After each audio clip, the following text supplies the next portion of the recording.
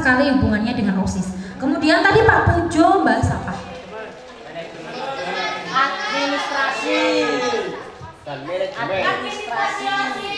Administrasi OSIS. Terus kira-kira kalian tahu nggak saya mau bahas apa? Judulnya revolusi industri, tapi sebenarnya bukan ini. Ini hanya pembukaan saja. Jadi nanti yang akan saya bahas di sini adalah kedisiplinan siswa dan anti bullying. Iya, jadi yang akan saya bahas itu erat sekali hubungannya dengan saya dan sampean. Artinya saya di sini kan sebagai kesiswaan yang punya kewajiban tanggung jawab penuh terhadap kedisiplinan sampean. Kemudian masalah yang sedang marak saat ini adalah masalah pembulian. Ya, coba dinaikkan Mbak Dewi. Cukup. Revolusi industri itu adalah sebuah perubahan yang sangat cepat sekali terjadinya. Di situ dibagi ada volatility, uncertainty, complexity, and ambiguity. Itu sudah ada keterangannya di sebelahnya. Perubahan yang cepat, bergejolak, tidak stabil, dan tidak terduga. Kemudian ada masa depan penuh dengan ketidakpastian. Kemudian ada tantangan lebih rumit dan kompleks dari sebelumnya. Ada semakin membingungkan dan tidak jelas dan sulit untuk dipahami. Ini namanya faktor revolusi industri. Jadi perubahan zaman. Kalau sampai ini disebut apa? Sampai ini disebut anak milenial. Anak yang hidup di era internet. Anak yang hidup di era teknologi. Dengan kecanggihan teknologi itu terjadi pola pikir, pola hidup yang berubah. Termasuk salah satunya adalah pembulian. Bisa dinaikkan Mbak Dewi? Terus, naik terus. Ini nggak saya bahas, terus. Cukup. Naik sedikit. Nah,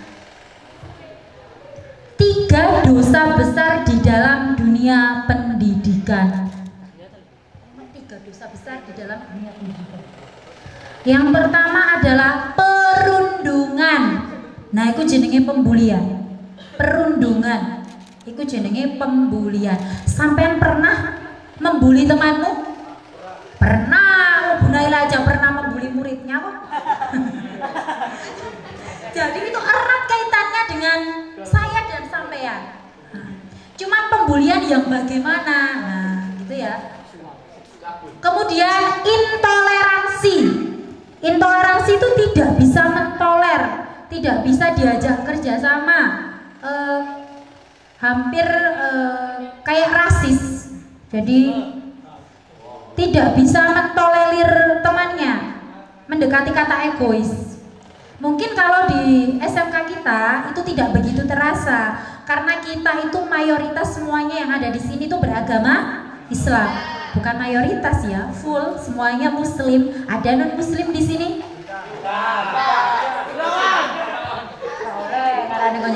Lah, artinya apa? Tidak begitu nampak. Tapi ketika kita ada di sekolah yang besar, kemudian di dalamnya itu ada berbagai macam suku bangsa, bahasa, terus apa itu agama. Misalnya kita ini orang Jawa yang kemudian ikut merantau ibu kita, orang tua kita ke Madura. Nanti sampai di sana pasti akan muncul perbedaan yang sangat jelas dari bahasa, misalnya seperti itu. Orang Madura kan punya bahasanya sendiri, ya kan? Orang Jawa juga punya bahasanya sendiri. Kebetulan Thoriqul Ulum ini tidak terasa karena semuanya orang Jawa. Ada yang keturunan bukan Jawa?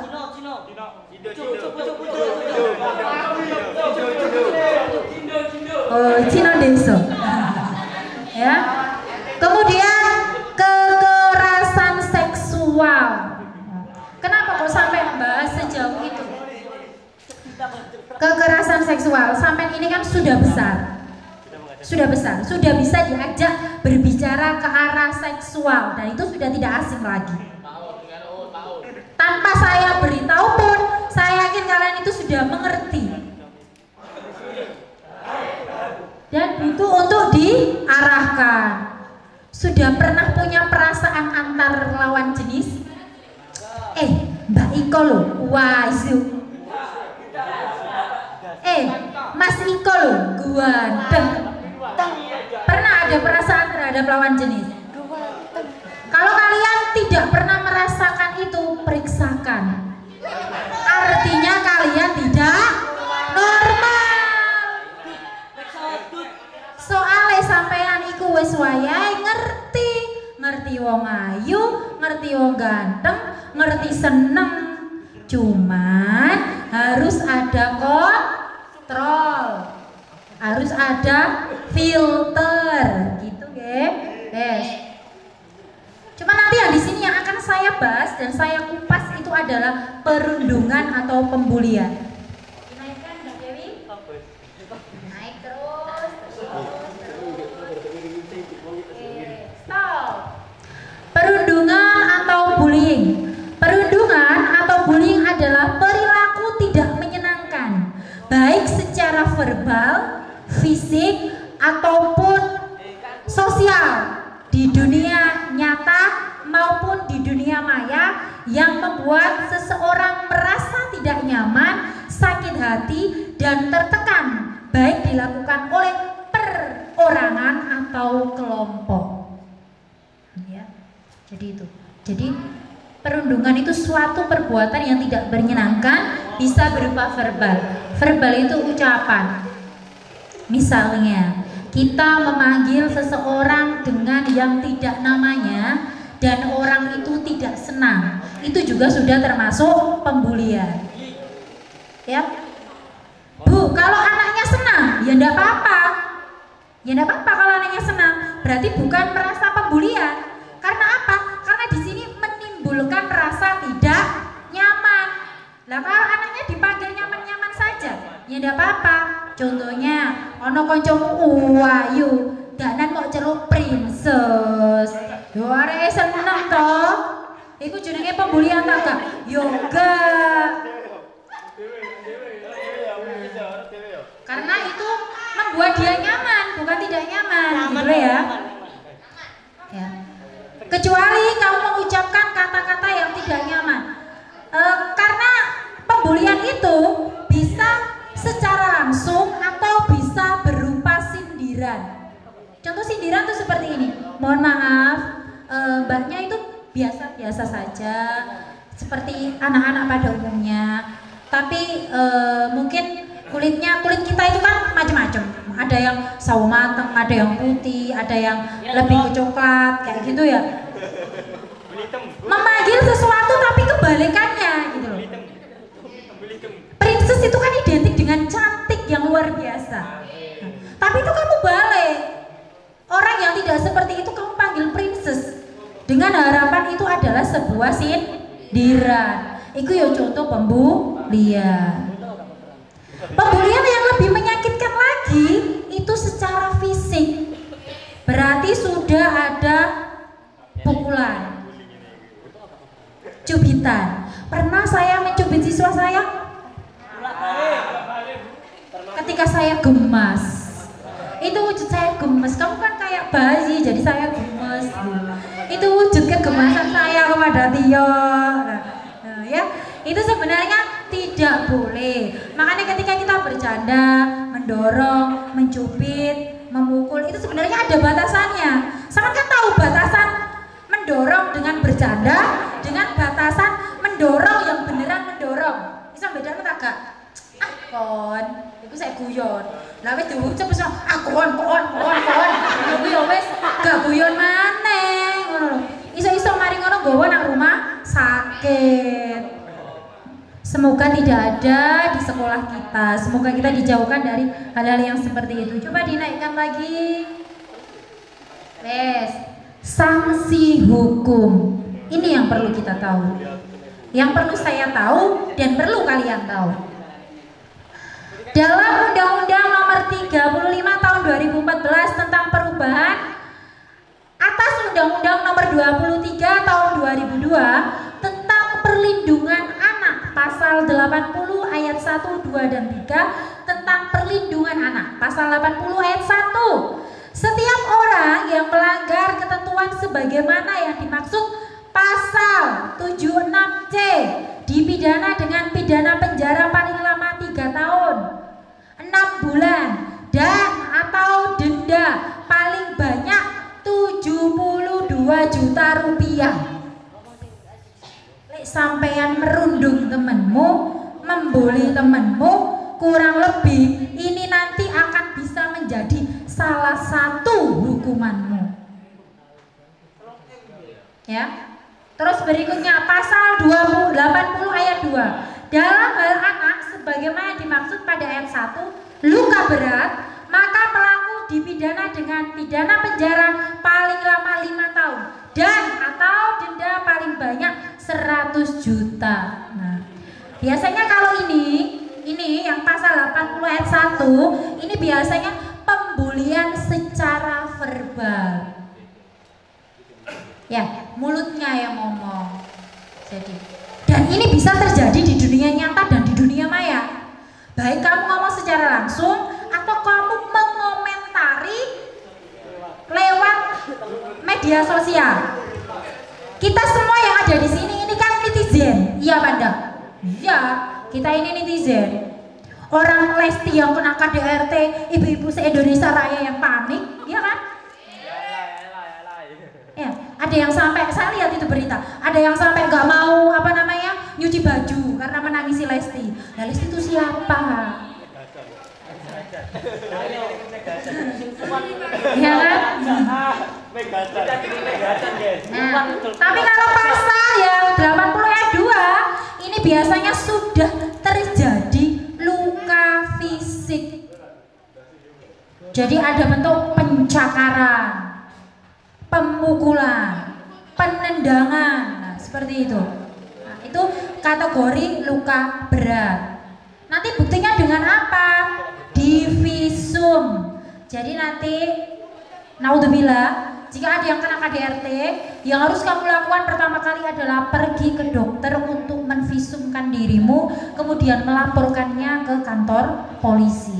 Jadi polisi itu bisa memproses jika ada bukti visum.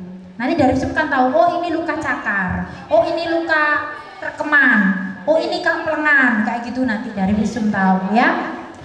Kemudian berikutnya pasal 80 ayat 3 dalam hal anak sebagaimana dimaksud pada ayat 2, mati, maka pelaku dipidana dengan pidana penjara paling lama 15 tahun atau denda paling banyak 3 miliar.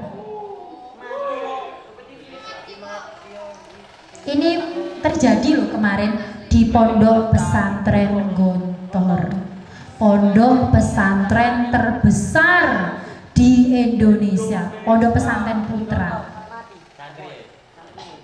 Ya. Jadi ternyata ketika dipulangkan kan kabar awalnya kan jatuh gitu. Tapi orang tua itu tidak percaya. Akhirnya dilakukan visum. Ternyata itu tidak jatuh, tapi bekas terjadi penganiayaan. Nek wis mati ngene iki, yaitu tadi 15 tahun dengan denda 3 miliar. Kalau buat kita, uangnya siapa itu 3 miliar? Gak cukup. Oh, kamu piye betuke? Ya, gitu loh ya. Yes. Makanya kita hati-hati. Pidana ditambah sepertiga dari ketentuan sebagaimana dimaksud ayat 1, ayat 2 dan ayat 3 apabila melakukan penganiayaan tersebut. Nah, orang tuanya, jika yang menganiaya itu adalah orang tuanya, maka akan ditambah 1/4 dari hukuman. Misalnya saya menganiayamu, mungkin saya termasuk dari 1/4 itu, karena saya di sini adalah ibumu kalau di sekolah. Nah, itu tadi. Jadi hukuman itu bisa berubah. Kalau sama temannya mungkin lebih ringan. Kalau yang menganiaya itu orang tuanya, keluarganya, orang yang lebih dewasa, hukumannya lebih berat. Makanya jangan melakukan pembulian. Ya, stop bullying mulai hari ini. Kalaupun misal kok Bu Naila itu membuli kalian, Bu, stop bullying. Kata seperti itu. Jadi saya, Arele, Rinio. Saya seperti itu. Nah, saya selalu diingatkan, Bu, stop bullying. Nanti tak laporkan loh Bu, sampai kena pidana itu pasal 80 ayat. Kena nanti loh Bu, gitu loh ya. Jadi kita harus saling mengingatkan. Angkat. Nah. Korban bullying sering mengalami. Kenapa kok bullying itu tidak boleh dilakukan? Ternyata dampak terhadap bullying itu sangat luar biasa. Sangat luar biasa. Yang pertama, kesakitan fisik dan psikologis. Jadi fisik itu kalau habis kamu aniaya yuk, fisiknya pasti loro kabeh. Tapi yang lebih sakit itu psikologisnya, mentalnya, kepercayaan dirinya. Gitu loh. Lek sampean menghina temenmu, mengedonkan temenmu, jane arek iku pede, pule gak pede. Jane arek iku jadi anak yang humble, ramah, pule gak ramah.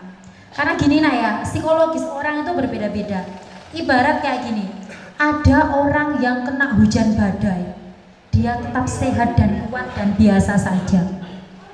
Ada orang yang kehujanan, dia sakit. Ada yang kehujanan biasa saja, bahkan menikmati jika ada hujan, dia hujan-hujan. Ada anak kalau terkena gerimis tok, itu langsung flu. Nah, jadi mentalnya wong gak podo.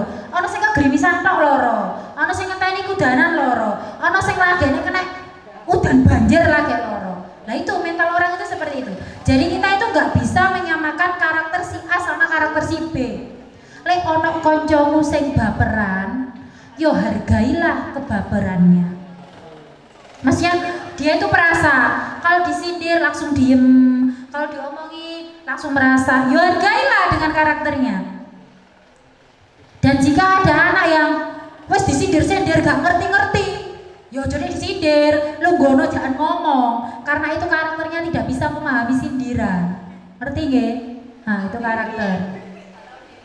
Kemudian ini efek selanjutnya, kepercayaan diri, self-esteem yang merosot. Jadi wong nek wis tau kena bullying, itu kepercayaan dirinya itu menurun. Jadi dia tuh nggak percaya diri. Ono arek ya, dia itu merubah lifestyle gaya hidupnya. Misalnya hijabnya ku mau asalnya biasa ngene, mulai ditekuk ngene, diusir nang ngene, mari ngono mau bully. Meneso, ya wis gak wani Mbak, kudungan ngono. Nah, itu salah satu bentuk bahwasanya bullying itu mengakibatkan kurangnya kepercaya dirian. Jadi wis malah gak percaya terhadap dirinya sendiri. Ah gak pede aku diguyoni kancaku. Tapi yo ono arek sing pede.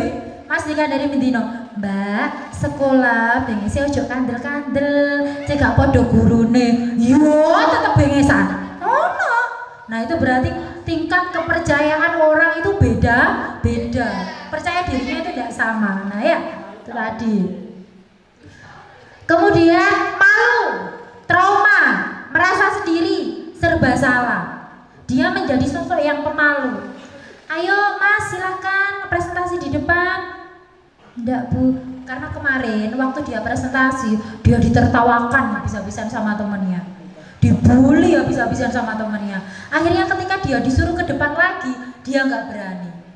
Efeknya pembulian, ya. Trauma, ada rasa amoah aku di menaik sama teman-temanku, ditertawakan. Nah, trauma, merasa serba salah. Aku ngene, apa pantas ngene, apa sebaiknya saya seperti ini. Nah, karena dibully, dia tidak tahu harus berbuat apa. Aku ngene salah, aku ngene ya durung tentu benar. Nah, jadi dilema. Orang yang sering kamu bully itu akan merasa dilema. Takut sekolah. Nah, ini. Ono loh, arek, maaf, saya sebut merek. siswa yang kemarin pindah dari sini ya, itu juga merasa tidak nyaman. Nah, gitu. Jadi waktu orang tuanya kesini itu bilang bahwasanya anak saya itu takut Bu masuk sekolah itu. Bu, aku loh nyawang gerbang sekolah